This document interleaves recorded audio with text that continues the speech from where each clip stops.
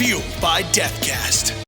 What fuels you? So this week, talking about what fuels you, something I think that fuels a lot of us, and it should at least, is the onset of opportunity and realizing that there's opportunities out there and seizing those opportunities. And I'll kind of explain this out a little bit. Like a couple years ago, the band that the musical band that I was in with you, D-Man, broke up.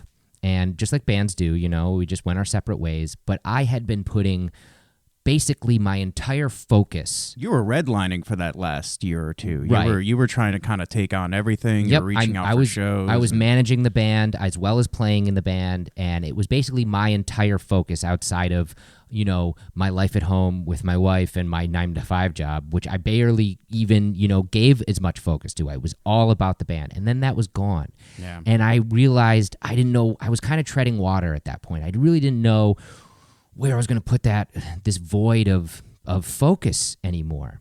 And so I woke up one day after about a month of just sitting on the couch, not really knowing what I was going to do. And I made a life-changing kind of tenement in my day-to-day. And I realized I was just going to say yes to any opportunity that came my way, whether it be music or not. I was just going to say yes, and I was going to see where those roads led me.